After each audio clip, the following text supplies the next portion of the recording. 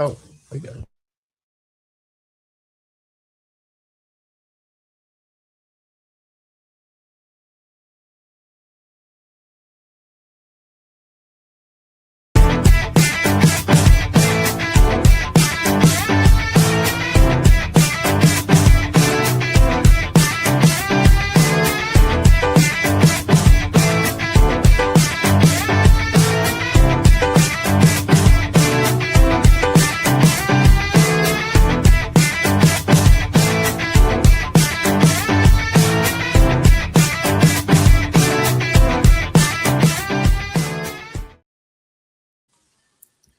Good evening and welcome to the Unprofessional Professional Sports Podcast. I am BA along here with Keith Engel and TGI Sports Talk and Bo Crouch with Football Talk with Bo. I hope you gentlemen are doing well this evening. Unfortunately, our USA baseball team is not doing well this evening because they lost to Venezuela yesterday, 3-2. Where can we start? I guess we can start with Venezuela's pitching looked great. Great. And the offense for USA was not isolated to this game, struggling, right? Mm-hmm. They did just enough against the Dominican, but they built a roster that was, jacket out of the stadium, and like 3-point shooters in basketball, if they're not landing, you don't win. And we just didn't have guys on the roster that could smack the ball, get it in play, and try and win a game with small ball. It was, you got to yank it out or you're going home. And, they went home. And they had showed that much of the tournament, right? A lot of their runs have been scored on home runs, except for a game or two, which really kind of surprised me that DeRosa left Cal Raleigh on the bench last night, knowing that, long ball was going to probably decide this final, but he leaves his most prolific, arguably, home run hitter on the bench, which was a little shocking. I thought the USA pitching was good too. Nolan McLean pitched well, a couple of mistakes, but again, when you're facing this caliber of talent, you expect a few mistakes, right? And you would think if you said they were going to give up 3 runs. You'd think they were going to win. I would have. But again, as Bo said, they just did not. They didn't come through. And unfortunately, the narrative for Aaron Judge is going to be he fails again in a clutch with 0 for 4 and 3 strikeouts last night. Like it's hard to argue against it. No, it's not. I don't have an argument when you do that. You don't come up big. It's Kirk Cousins primetime action. Yeah. Right? You're just like, I want to say you're wrong, but the stats say you're not. and I think there's something, and Jack has been banging me over the head with this for 3 weeks about this, that the countries like Venezuela want to win more than U.S. That these countries want to win more than we do. But I think there's something to that. Sure. Not that these guys weren't out there trying to win, and, they showed excitement in a different way than the Latin American countries do. They're allowed to kind of go there and be themselves when they play in this tournament, right? And they do it. And you just watching them. I wasn't happy they lost last night, but watching the joy on this Venezuelan team was fun to see as well. If you're a baseball fan, and it means a lot to them. It means a lot to their country. So congratulations to them. I think Mark DeRosa probably won't be managing his team again in 4 years. But it's not necessarily his fault. What I don't like, MLB has got to stop controlling everything. Mason Miller needs to be in that game last night in the 9th inning. And DeRosa made it clear that, he was told by the Padres, he didn't say it outright, but he was told by the Padres he could pitch in a closing situation only. It's just ridiculous. Fine, tell me 1 inning and get him out of there, but he needs to be pitching at 9th inning. Bednar doesn't get in the game. I don't want to lose that game with Garrett Whitlock on the mound. That's, freaking Red Sox. Yeah, it's not giving Cal a shot. The fact that there was no adjustments roster-wise in the last couple innings, right? Like you're trailing, Harper hasn't yacked that thing out yet. Like, how do you not have Cal come in and pinch hit? Now, don't get me wrong. He did nothing offensively in this series. Yeah. So, I mean, I get why he wasn't in the game, but nobody was hitting. So you got to try something, right? And so that's where I didn't like this. And I think you're right. DeRosa's probably not going to manage this again. If he does, they're probably going to send him to, some math 101 classes just so that he understands how, the whole system works. I would have got Gunnar Henderson in that game sooner as well. He got a pinch hitting shot in the ninth, but as soon as they got the lefty Rodriguez out of the game, I think I would have put Gunnar in then for Bregman, because Bregman wasn't doing anything offensively pretty much the entire tournament. So I think Henderson had played well. So I think I would have made that move as soon as they went to the right-handers out of the bullpen. Mm-hmm. Let me ask a question. Do you think the game against Italy was something that was inevitable for the USA to lose this game? I'm just saying, it just in the circumstances that happened in that game, and just the fact they lost. Period. Yeah. I mean, there was a lot that went into that game. One, that your manager thought that they had already punched their ticket and allowed their guys to just kind of do whatever. There was talk of some of the guys that were out late partying and whatever because they weren't taking this game seriously. And that's why I made that math comment. Like, if he's going to do it again, they're going to have to teach him some math so he understands that you have to actually win games. Yeah, right. But yeah, I mean, so there was a lot that went into that. When you looked at the lineup for that game, you could tell they weren't taking that game seriously. So it was, they didn't even do any kind of adjustments until way late in the game they're like, oh, I guess we should at least try and make this competitive. But I mean, when you watch them roll that lineup out, you're like, oh, you literally are taking this game off. Like, you're not trying today. His pitching changes too. I said Sunday morning, Bo, that I'm not convinced he knew. I'm not convinced he knew he needed to win that game until he sat down Clayton Kershaw. He was going to bring him in the game with the game still in doubt, with the bases loaded, and he sat him down. I think somebody finally said, we kind of need to win this game. And I don't know that he knew till that point in the game, which was late. Yeah. I mean, the pitching moves he made, Yarbrough went way too long. And I don't know if I brought Yarbrough in that spot anyway when I've got other options, and he went with them too long. So I don't think he knew he had to win. They made it look like they're like, oh, you know what? We don't need this game. Let's just make sure everyone gets to play. Yeah. Right? Like, anybody that hasn't played yet, we're going to throw you in this game. And it ended up being like the most janky lineup possible. What I don't get is how no one else in the room didn't know math. Like, it wasn't just him. Like, if it was just him, you'd be like, okay, you know what? Fair enough. You're good at baseball. Maybe the math ain't the thing. But no one in the room could figure out that you need to win this game prior to going into this game. Like, somebody didn't look at that lineup and be like, how about we don't do any of that? Well, just in a nutshell, though, I mean, think about it. The way they set their lineup for that game, and they didn't necessarily figure they were going to lose the game, but it's always the Herm Edwards line. You play to win the game, and that not taking it seriously and putting some janky lineup in there is telling me you weren't serious about this whole thing all along. So it might have been to the fact that they weren't serious about it. So yeah. Well, I mean, DeRosa said himself, to Bo's point about them partying, he said they were sitting around just talking baseball right in the clubhouse. Yeah. But he said, I had a lot of guys dragging today. And I mean, I know what that's code for, by the way. So, brown bottle flu is what that was. To your point, at the beginning, though, going up against a team like Venezuela, it does mean more to them, right? The U.S. is used to winning. This is the first time they ever have. They are a much hungrier team. No question, right? Without a doubt. But I will tell Juan Soto from the Dominican Republic the same thing I would tell, I can't remember the guy's, the Canadian hockey player.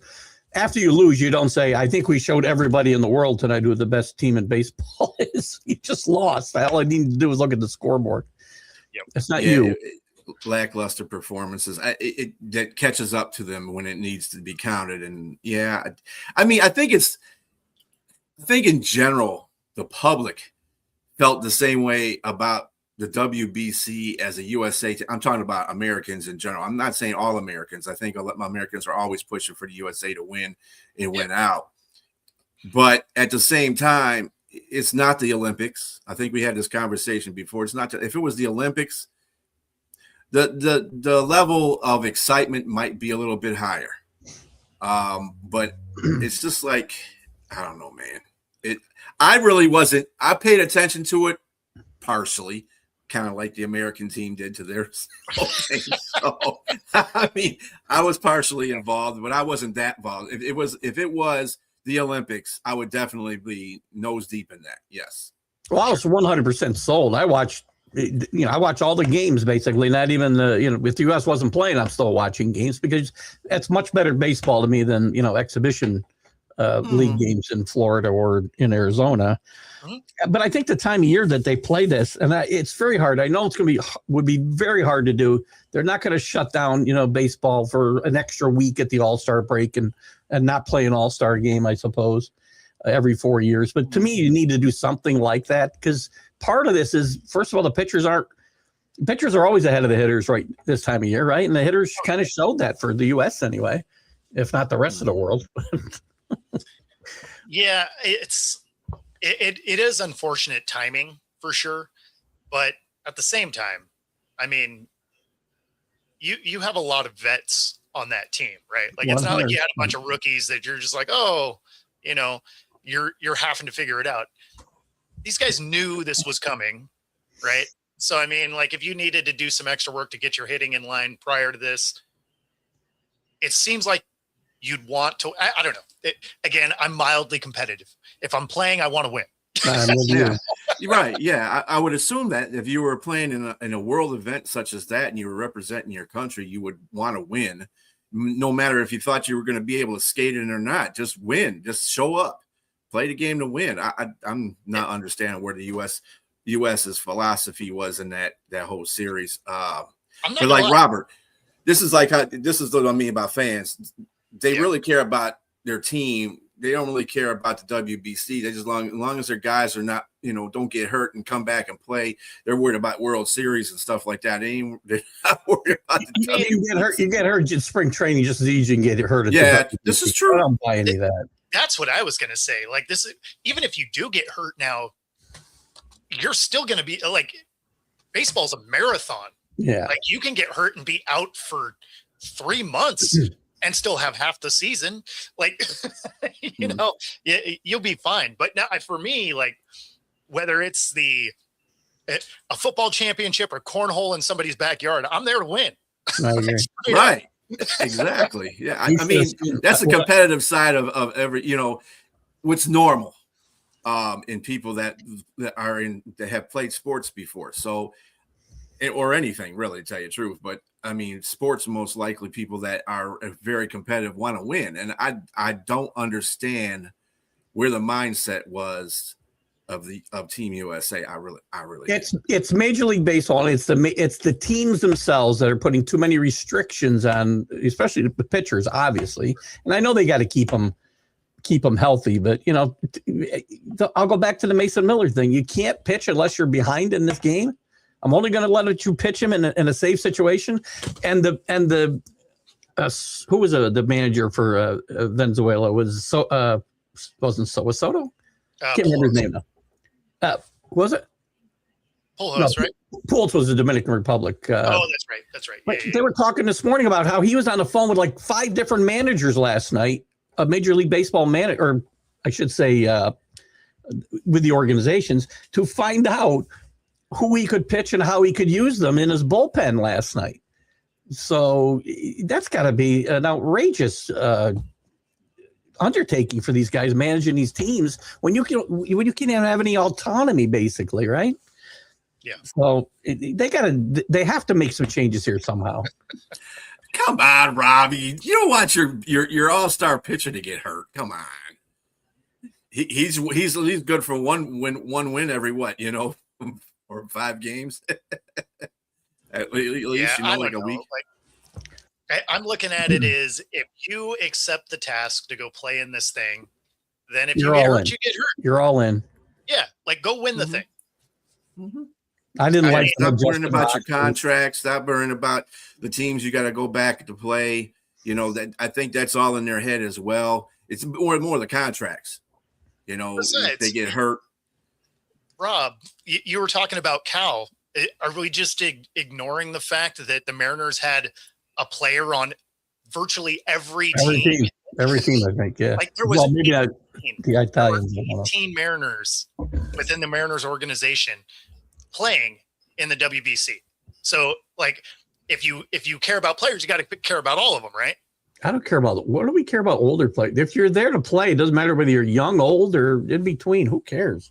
No, but that's what I mean. Like, you can't be like, well, you don't want Cal to get hurt. Well, there was 17 other Mariners, so I mean, I guess we got to pull them all, right? Yeah,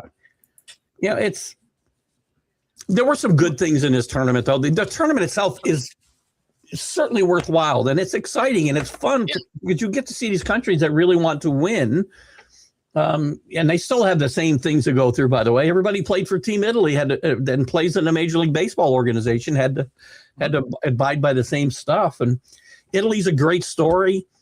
Getting to see a guy like Bobby Witt with such a great talent. We know Bobby Witt's a great talent, but nobody gets to see it on this type of stage. You saw some great baseball out of Bobby Witt the last 2 weeks, I'll tell you. And that was a lot of fun to watch. So there's good stuff to take away from this, but it leaves you a better taste, and the umpiring was fine. The whole nonsense about the last strike against the Dominican Republic. I'm sorry. You know what? I'm 66 years old almost, and I would play baseball for a long time. I coached baseball for a long time, and that was a strike for almost the entire time I played or coached, because it's not where the guy catches the ball. Stop screaming for ABS and all this other nonsense, because that can be played with just as well as people who are doing it, humans that are doing it. Somebody's got to program that software. You got to measure players. So what if you don't measure the guy right? It's just the measurement is hilarious anyway, right? Because they want you standing fully upright to do the measurement, and then when you get into your batting stance, they change it. It's nonsense. Yeah. I'm sorry. I don't want this, and I know that I don't have much of an argument left about it, but they didn't win because of that one strike. It's 66 years again. You swing at that because it's too close to take. Yeah. And Carlos, to your point that you're making here, with Japan had 100 million views. These are countries that use this as a world view, so they're more into this whole situation than the U.S. is. We got that la approach to stuff sometimes, and it means more to the other countries than it does mean to us. So it is coming. That's understandable. Jack had a great answer actually for that Soto comment about everybody saw tonight who the best team was when they lost. He said the guy should have answered, "Yeah, we know Japan's the best team, but they're not here anymore." You got some PTSD. Yeah, fair enough. But at the same time, when you have that many people that are involved, then you can't just protect the one player, right? Like you'd have to, like if you're going to pull a Mariner, you got to pull all the Mariners. So that would strip players from just about every single team. Mm-hmm. Yeah. Drew Smiley. You'd be better off with Drew Smiley getting hurt anyway than pitching anyway, wouldn't you?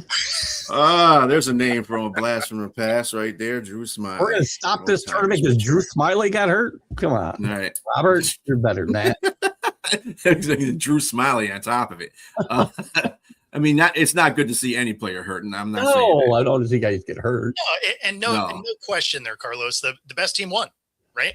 That's what happens. On paper, you may lose 9 out of 10 times, but you were the best team that day, and that's all that matters. When you're in a scenario where it's one and done, you got to be the best once. Seen it up close, and yes, got to win. Well, hopefully next time they come to play, and we don't have any of this stuff. I think they might learn from this process. I hope they learn from this process, and they do better next time. Because the last time it was against Japan, and they did the same thing. This is the best team they put together. So I think they're starting to do better job recruiting and getting the best players there. I think this is the best team they put together, quite frankly. Players can get hurt in batting practice. Like, what do we do? Players get hurt climbing out of their car. Guys get hurt sneezing for crap. The stats are fine and getting in there because you're playing well. It's the mentality that has to change. The mentality has to be, all or nothing. Yeah, that's what the mentality is. Have to you say. So I mean, I understand they got the bats and the pitching, but they got to have the mentality. I would love to see Pete Rose play in the WBC, man. How fun would that? I mean, in his prime, not 90 years old. Oddly enough, he had the same amount of hits in that final as Judge did. So,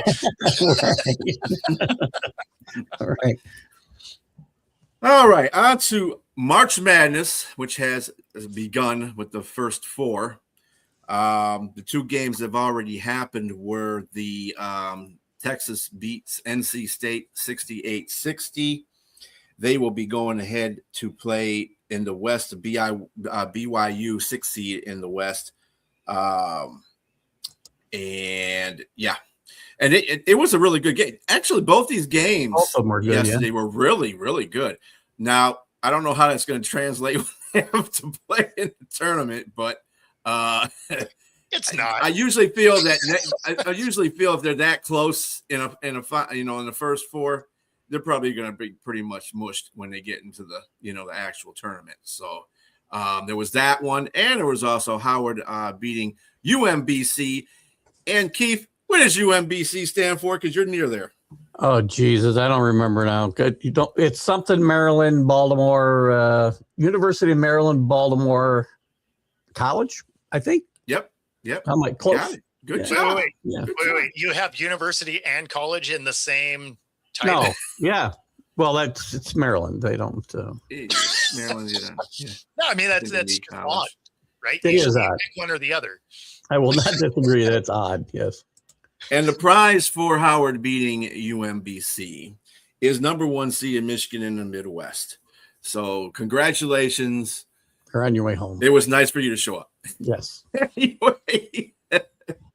I mean, the field is always so big that nobody that's down in that end is going to do anything, right? Like sometimes you can end up with a 12 seed that upsets and then they get smoked the next round anyway. But I mean, none of those Cinderella stories ever finish, right? Like best case, a Cinderella story, it comes to an end in the Elite Eight, right? They get a few upsets in. It's like, you're not going to run the table. There's too many rounds. We've had a few Final Fours that had surprises, right? We had Butler get into the Final Four a bunch of years ago. In fact, in that same Final Four, George Mason makes it and VCU makes it. That's an outlier of outrageous proportion, right? I mean, you're more likely to see 4 number ones going forward, like you saw last year. I think for the first time in about, I don't know, quite a while anyway. The rules in basketball hurt these mid-majors and Cinderellas in this tournament because the experience factor the things that level the playing field with the big boys, right? Guys playing together for 4 years, experienced backcourts, all those field leveling things are gone now because of NIL and transfer portal and everything else. So you don't get that X factor for these guys to make a deep run into this tournament. I mean, you do. You just don't get it on the men's side anymore. That's true. That's the women's side, you actually do get that still. Don't put money on your Joe, then. At 6:40 p.m. Eastern time today, Prairie View will be playing Lehigh for the chance to play number 1 seeded Florida in the South region. Good luck there. And Miami of Ohio, which has been a big thing for Keith in this whole thing, they're going to be playing SMU to the right to play number 6 seed Tennessee in the Midwest region. There's another thing I want to ask you about. Is it because 1 and 2, when you get the 1 and the 2 seeds, you don't have to play the first 4, one of the teams in the first 4? Is that how they work? Because it's kind of weird how they got these spread it around the first two, The 11, it's the last 4 at-large teams, and they're slotted in the 11 seeds all the time. They have to play in this tournament. 2 11s are in. So I'm sorry, that's the last 2. No, it's the last. So 2 11s and 2 16s. Right, you're playing for 2 11s. Okay, I got you. Yeah, think of it like a playing game. yeah. And they make it so it's the 2 last teams that made the tournament, basically. The 2 worst ranked automatic bids and the 2 last at-large team, or the 4, I should say. I'm having trouble tonight. 4 worst ranked auto bids and 4 last at-large teams have to play off to get 2 spots. That is for the if you guys, and Bo and Brian, that's for the brackets. I saw somebody ask about it. So if somebody wants to go in that link, you can join our TGI Sports Talk pool anyway. I think it was Rob that asked, who we had for overall. Now, the March Madness seeding. Now, did you guys have any problem with any of the seeding in this tournament? One place I can pick, St. John's got totally screwed in my mind, getting a 5 seed. They've won 19 of the last 20 games. They beat Connecticut twice. They ran them off the court in the Big East tournament. They end up with a 5 seed. Connecticut's seeded higher, and they get shipped out west. I hate this pod system, by the way. They're playing in East. They're playing in the East region, but they're getting shipped out west to play the first couple of rounds. The whole pod system, and it's been around for a while now. I hate it. It used to be if you played in a region, you went and you play. All those teams stayed in that region. Mm-hmm. I just hate the way they do this. I think St. John's really got disrespected. That's one team I can come up with off the top of my head. And I think Miami of Ohio, having to play in the first 4, probably was disrespected a little bit as well. I'm okay with the 1 seeds. The 1 seeds are fine, And I was going to say, I didn't see anything at the top that I was like. St. John's is the biggest thing to me. Yeah. I think they got disrespected a lot, playing as well as anybody in the country. So what games are you looking forward to in this tournament? I mean, right off the bat, I'm not the one versus the 16. I'm not even feeling those games. A lot of people are hyping on the Kentucky Santa Clara game as an upset. You think that's a possibility for Kentucky to be upset in that, or is that just a lot of hoopla? I think Santa Clara's got a chance to win that game. It's a 10-7 matchup, so it's not like Kentucky is, eons ahead of Santa Clara. Santa Clara played really good in an underrated conference with St. Mary's and Gonzaga. I think they've got a chance to win this game. And Kentucky's been very up and down. There's a lot of teams. And listen, with that said, Kentucky could, make their way to the Final Four because there's talent there. I mean, they're one of those teams. Kansas is another one. They could go out early here, or they could get hot and win 5 games or 6 games because they're a lot of inconsistent teams outside of the top 4 right now that could make runs late in this tournament. I think Santa Clara could win this. I like High Point, potentially an upset in the first round. And McNeese is not McNeese State anymore. It's McNeese. They won last year. They won their first round game. I think they might win 2 games. I like the way they play. So you're saying Wisconsin will I think Wisconsin goes down to High Point. Will Nebraska win their first I believe I have Nebraska winning it, and that's a big story here, right? It's hard to believe that a school like Nebraska, not known for basketball, I get it, has never won a NCAA game, but I think they win against Troy. Troy's another name that people are throwing out there as a first round upset, but I'd like Nebraska to win that game. Yeah, I see that you're right. Houston is going to be one of those surprise teams. So I think Iowa State and Houston, to me, are the most intriguing teams in either their brackets because I think they could be a potential Final Four candidates. Iowa State is playing some pretty good ball, and so is Houston. Houston's been doing that though. I have Houston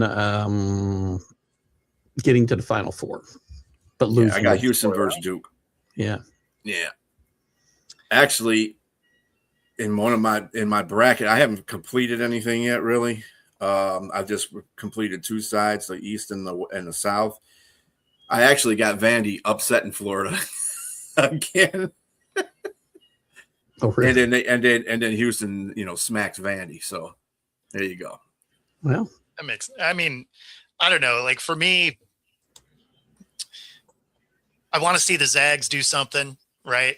And then the team I'd love to see ever make it back into the tournament ever, the UW, just never going to happen. Like they had Isaiah, and then they're like, you know what? We're just done trying to win here. yeah, I like Gonzaga because they're kind of under the radar, and I know their star players hurt, but their big man inside they got a really good inside game. They've got really good defense. Usually it's the offense we're focusing on. I like Gonzaga to make a run to the Final Four here. In fact, in my bracket of integrity, I have them winning it all. Wow. Bracket of integrity.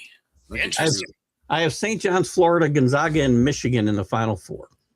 Wow. And Gonzaga beating Florida in the final. You got Michigan in the Final Four, huh? I do. I would love that, especially when you think of how many times the Zags have been a number one seed and just they can never get it done. I think they've gone to the Final Four twice. Just for whatever reason, like it's a great basketball school that just comes up short, usually in the Sweet 16 or Elite 8. Like that's usually where they flame out. Yeah. And I'd love to see them just finally run the table and get it done once.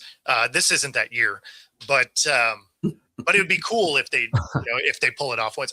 They have injuries, right? So I don't think they're gonna have a sustained run.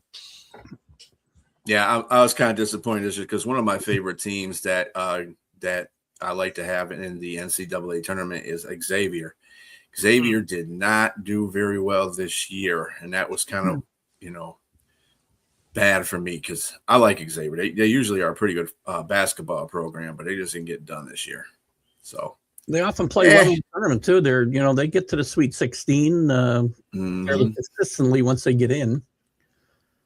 Yeah, they're a problem for people once they play, and that's probably one of the reasons, by the way, that St. John's has been disrespected a little bit with their seeding and whatnot, is because the Big East was down. They only had 3 teams in, and below the top 3 teams, the middle of this league has really gotten. The middle of this league used to be really good, and the bottom was bad, but the bottom and the middle kind of met a little bit this year with Marquette being way down, Creighton being way down, Xavier being way down. It's the haves and have-nots. Yeah, Providence, who has had a bad couple 3 years, fired their coach. But this league has gotten. It's not what it was in the 80s and 90s, obviously, but it had making a comeback the last few years, and this year was not one of those years. And I think it hurt St. John's. Another team that I think that could possibly have an upset. Well, I wouldn't call it an upset because it's not that much of a. Well, it's a 10-6. VCU over North Carolina. Like VCU. Mm-hmm. VCU has been playing pretty good ball too. North Carolina, they still have one of their primary players out too, don't they? Wilson, he'll be out for the whole tournament. Yes. So I think they go down, and I think VCU could beat Illinois as well. I haven't that by Houston. Yeah. Yeah, I don't see them beating Houston, but no. I can see them beating North Carolina and Illinois. Duke, speaking of people that are getting hurt, they've lost their guard and one of their centers now for the tournament. Cameron Boozer's twin brother, he is going to have to step up in his role. And do you think that? I mean, he's a good player, but I guess he's not the headliner between the two, obviously. No. Do you think this is going to hinder Duke in any kind of way? Do you think when it comes to, because they have a very competitive bracket, very competitive. Mm-hmm. So you have them slated to lose to Siena right away?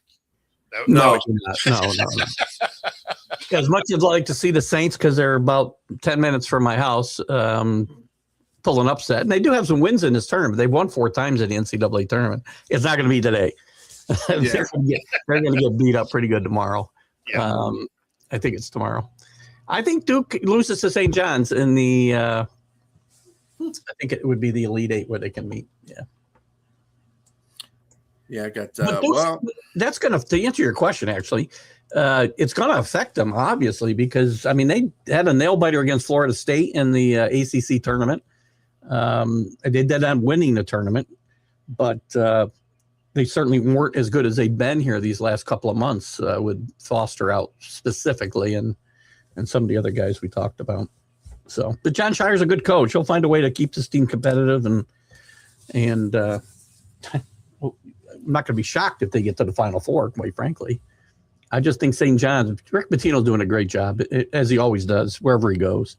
Coaching is not Rick Pitino's issue or issues.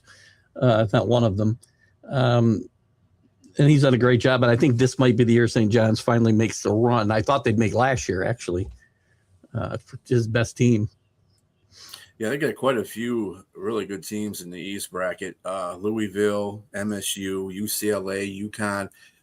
UCLA is kind of a weird one, though, for me in that bracket. They're just like an up and down team. Sometimes they play really good, and other times they look And they're playing UConn. And UConn has been great to a point, and then they lost a couple of games. It's kind of like they couldn't get their butt off the cement on that one. And I don't know, between those two, if they win their respective brackets, which I think they should, if they meet, it's going to be a good game because I don't know which one. I got UConn winning, but yeah. I have UCLA winning that game, actually. And they've been they're one of the teams that I was referring to. I should have included them in that list with Kansas and these other teams that have been up and down. And they played very well at home. I don't think they lost a game in Pauley Pavilion all year, but they haven't played good away from home, which obviously they'll be for the whole way here. So I'm not sure what my thinking is. I like Mick Cronin a lot. I think he's a really underrated coach. He has media issues from time to time, but I think his team's going to win a couple of games. That's a solid strategy there, Jay. Yeah, it is. Yeah. Anything that has to do with college and football and basketball, I'm rolling with Keith on that one. Let me tell you, because he knows how to pick them pretty well. Now Louisville and South Florida? Do you think that might be a good match? I heard South Florida might be a pretty good matchup against Louisville, but I don't know. Louisville. I think Louisville's too talented. They had a really good year in the ACC. Went out a little early in the tournament, but they're a much better team than South Florida. Well coached. Their coach is actually just removed his name for consideration for the Syracuse job. But I don't think I think Louisville will win that game. And MSU will be playing. Is that North Dakota State? Dakota State. Yeah. Yeah. So they should win that one. So the matchup would be Louisville and MSU. I don't like betting against MSU because Izzo is like the coach. I mean, he's up there like with the likes of Coach K, just not as successful, but he's up there in that same regard. And I can never bet against him. And he's a Michigan State's part of the state I'm in, so I kind of vote for both of them when they're playing in the tournament. So I want them to win, but I just don't see them being as good, and they're going to get probably put out by UConn. I think UConn's a better team than them. So you have them getting beat by UConn in, I guess, the Elite Eight, probably, right? Is that right? Mm-hmm. That would be it. Oh no, that'd be this. UConn would be the they'd be the leader. Yeah, you know what? It's funny. I've got UCLA, and this one's not in stone yet, but right now I have UCLA beating Michigan State to get. That wouldn't be the Elite Eight, by the way. The Elite Eight would be St. John's and UCLA that I have. Yeah. That'd be the round of 32. We don't have a name for that round. So, Bo, who you got in your final two? Who's the two that you got? If you got, I actually didn't roll through a bracket. I just sent you the link. Get to it. Right. No excuses. Yeah, no, I hadn't filled out a bracket this time around. My life has been chaos, so I'll put it here again for anybody who might be. But coming yeah, I'll definitely hit that up. In fact, you don't have to share it again, Brian. But let me highlight. That's all right. No, I'll put it back out there quick, just in case. I mean, this would be a rough year for me for sure because I have not followed college basketball the way that I normally do. Carlos, there's your link there, Carlos. grab it right there, Carlos. If not, send me a private message. I'll send it to you there. Yeah, I was going to say, so the funny thing is when you post stuff on here, it only populates to your pages. So we all get to see it on our feed, but it doesn't cross-populate to all the platforms. Oh, really? Yeah. All right. Well, so important safety tip. anybody out there wants the link, send me a private message on Facebook on my personal page, and I'll send it to you, or TGI Sports Talk, and I'll get it to you. If you guys don't need it. Let me see something here. I can probably do this. See, that's where you know, it's funny. Create the QR code for it, because then people can just screenshot it. Yeah. I'm 66 years old. I got time for this QR code shit, man. I mean, they have a free generator app. That's how I do it. Well, we're just going to make it simple for the. What's funny is when I'm broadcasting Bo from my studio and I put it in the messages, it comes up like 8 times. Well, it will, right? All the places right. Exactly. Yeah. Exactly. Because you got to tie it into everything that you got on there. Yeah. Yeah, but it doesn't show up everywhere else that way. Right. Yeah. Thank you for that. I actually hadn't thought of that. So. While I'm I ran into that. Like, I always try and share all of the dumb stuff that I've encountered that I failed at. I'm like, hey, important safety tip. This doesn't work. I know because I did it. Now I got to go watch a YouTube video on how to QR code the link. Jesus. You don't. Right in the App Store, there's like 5,000 of them that are free. You just type in your URL and it creates it for you. You don't have to do anything with it. Yeah, well, I'll try to do it something. That's even StreamYard. Even StreamYard makes it easy for you, which is. Do they? What do they do? I thought you would say that. Yeah, they do it. You can't do it. You can't do it for that though. No, you can't. Their QR code is just for their link, which is stupid because to generate it, you have to click on the link. You know what's also easy? Just sending someone the link. Because you're not just sending that out, right? So. Thank you, Gino. Appreciate that. But yeah, it's. I can send Carlos a link right now, but. Well, why does this thing got to be the longest damn? Oh man. Yes, Jay, it is. I don't know why they don't have simple links. I hate these. Well, I don't know, man. It's just. There's Carlos. I'll send it to you, Carlos. You're going to be spending half the show typing stuff in this thing. Well, this is good entertainment. Love it. In fact, I will just post that link in the comments, and that way everybody on my platforms can. Oh, thank you. Bam. There we go. So there we go. We won't have a big crowd. We'll have some fun. Jay, man, 36 was almost a decade ago now. 45. You're 45 today? Yeah. Yes, he is. Happy birthday again. Appreciate it. I wouldn't have pegged you for 45. Really? I thought this gray would have fucking sold that. And sorry, guys, if I didn't get out to all your comments because I was sitting here writing this book. Let's see. Let's get about 20 of these. I'm going to tell people I'm 45. Typing sucks. It does, especially when you got to type that. You got to type it harder, though. So that way you get the button clicks. Congrats on surviving this long. I agree. Yeah. The amount of dumb stuff that I do currently. No, you can't copy and paste on there, Jay, from the comments to there. You can't do that. Believe me, trust me. First thing I went to was copy and paste, and it wouldn't work. He's not Jack Hirsch. Jeez. Right. Come on now. Well, you're But going anyway, to, in there another you go. 10 years, you get to the point where, like Mickey Mantle said, if you known you were going to live this long, you'd have taken better care of yourself. So Not a chance. Not a chance, right? Because even if you take the best care of yourself, the last, few years of it are not the best, right? So I look at it this way. You're here for however long you're here.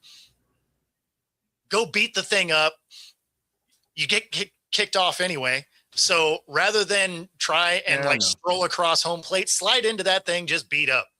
Like, I don't care what I don't need to leave a good looking corpse. I'm not interested in that. That's what I'm saying. Thank you, Wayne.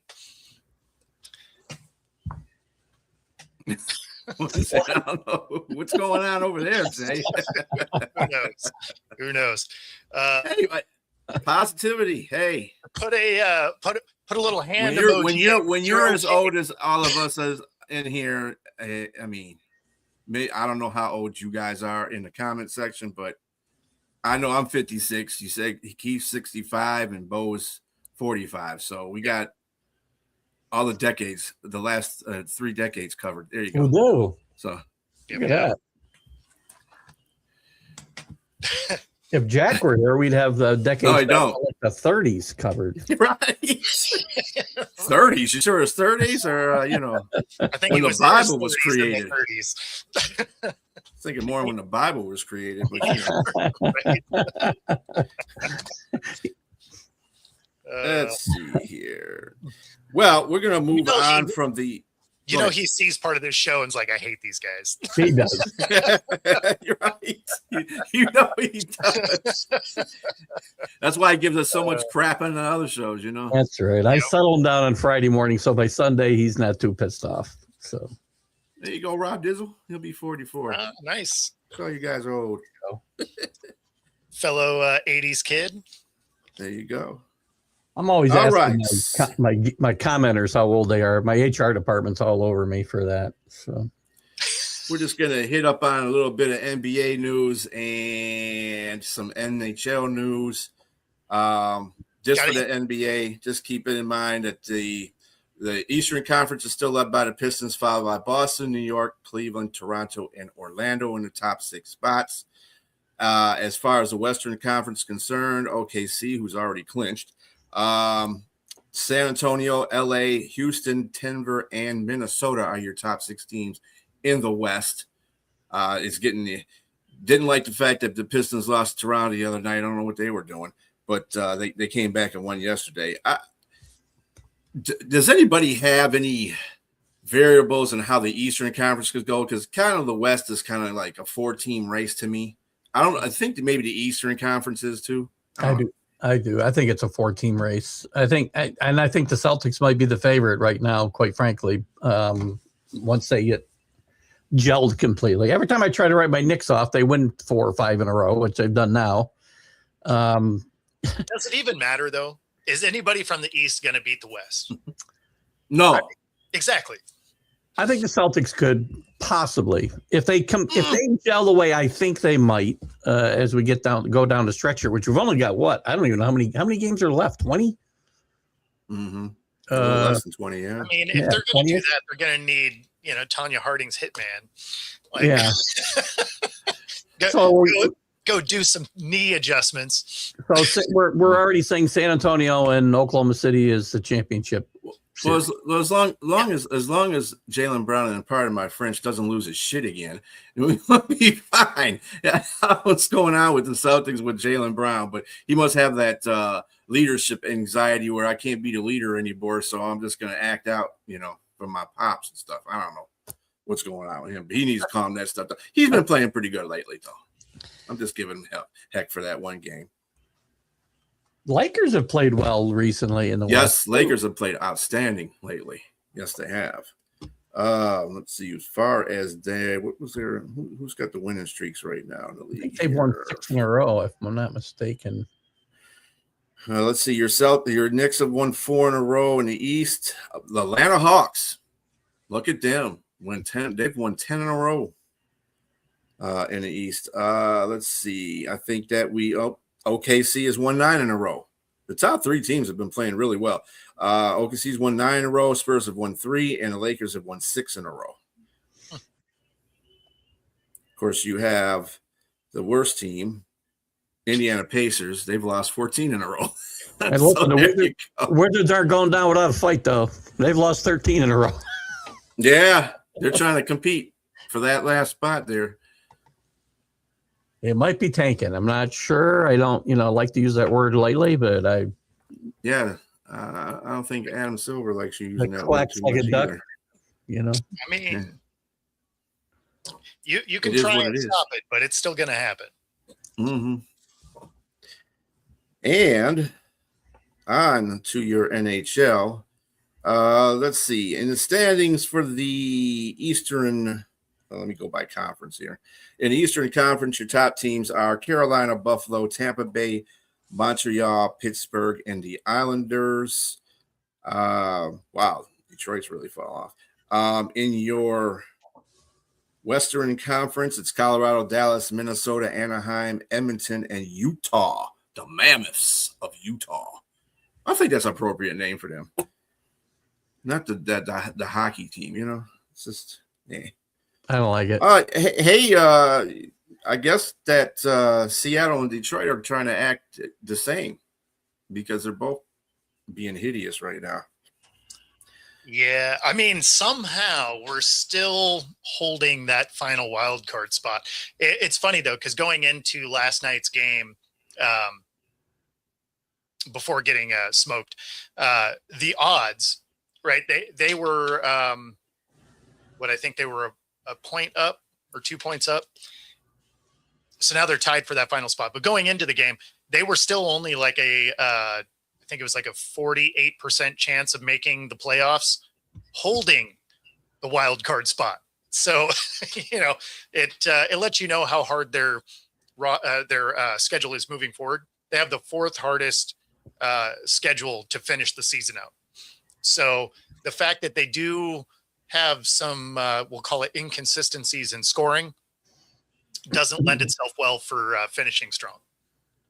Plus, they're on a 6-game road trip right now that starts tomorrow. So Robert gave you this question there. Do they make it in?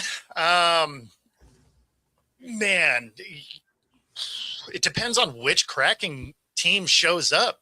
If it's the team that goes on a run and wins, 9 out of 10, sure.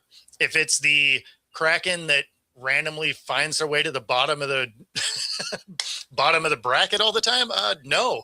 And the worst part is you just never really know which one you're going to see. They've had these weird runs where they'll rattle off 8 of 10, 9 of 10, and then they'll go and lose 7 of 10. You're just like, okay, well, how do you bet on that team? Right? Like if you're in the middle of one of the runs, you're like, okay, they're playing really good right now. Let me feel good about this. And then, 2 games later, you're like, well, here we are. So tonight in the NHL, the New Jersey Devils are playing the Rangers at 7 p.m. Eastern Standard Time. Pittsburgh is playing Carolina at 7 p.m. Ottawa's playing Washington at 7:30. Dallas is playing Colorado at 9:30. That'll be an interesting game. St. Louis will be playing Calgary at 9:30. Philadelphia at Anaheim at 10. So those are your games for tonight. Yeah, I'm looking for. I might try to watch that Dallas Colorado game. I'm always usually, being from the West when Detroit was in the Western Conference. I kind of still have hatred for those teams in the West, but I just watch them anyway. But yeah, let's see. The Mammoth and the Kraken. It's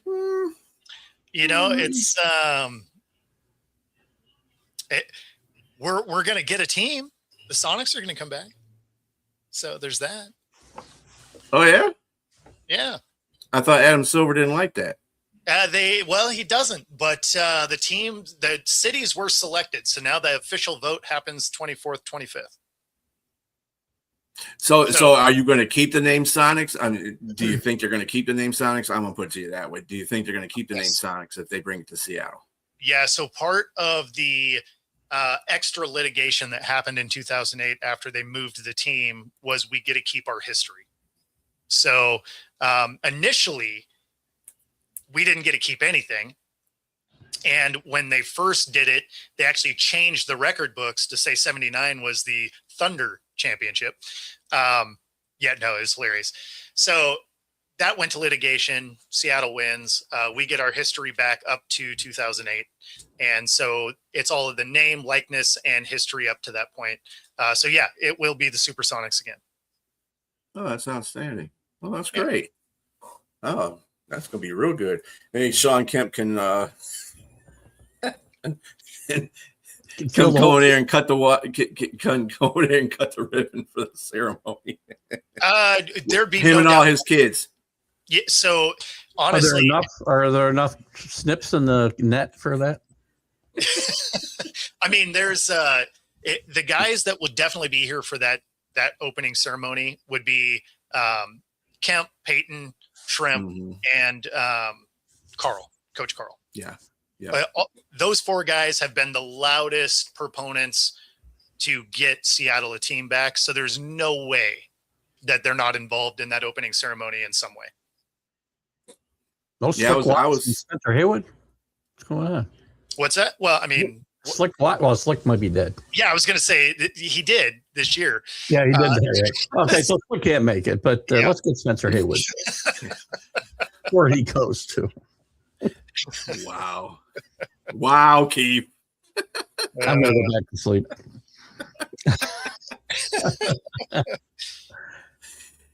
Anyway, and it's cool too, because I know the WNBA was going through the same kind of change. They were going to add more cities, of course, if they still have a league by that time. But I was really looking for them to bring it back to Detroit Shock, because I think that was going to be in the same case, because they're going to be having a team in Detroit with, I think it's 2027. I think they're going to be in there. And that would be great, because, man, the Detroit Shock they were great. They got a street name. They got a street name for them, but there's no longer exist. It's hilarious. Shouldn't you take one of the franchises that might be struggling financially now instead of expanding? All these leagues want to expand and think that's the answer to, financial expansion, and it's not. Other than the initial hit of what they get for teams paying to get in their league. That is a huge number, though. It is a big number, but there's just too many teams in all these leagues now. Well, especially the WNBA, considering the things that they're going through at this moment, I wouldn't be looking at expansion to be, something I'm putting out in the front when you can't even pay your players. Agreed. So that's not entirely true. So going into this year, or at the end of this last year, they hit the profit sharing for the first time. That's without their new TV deal. So they hit the revenue sharing anyway without it. So then going into next year, which is when the TV contract comes in, that's an influx of $200 million a year. That is an 11-year, $2.2 billion contract. So the financial end of it isn't a problem. And then they did officially get their CBA done yesterday. So the WNBA will go on as scheduled. The timetable. Ratified? The players ratified it? It will be ratified. Yeah. So there's still some small pieces that are getting fine tuned, but the main part of it is done. So now teams can talk to players and all of that. So that did happen yesterday. And so it does look like, the timetable is ridiculous, but it does look like WNBA is going to kick off when it's supposed to. Awesome. Well, that's really good. That's really good news to hear. Wow. All right. And just to show you how easy that was, Keith, I sent you the QR code. Did you? Where'd you send it? It's in the group chat. And on that note, we're going to QR code this as a closing of this session of the show. Everybody have a very good evening. Do catch Keith coming up next. And everybody have a great evening. Peace. Take it easy. See you guys.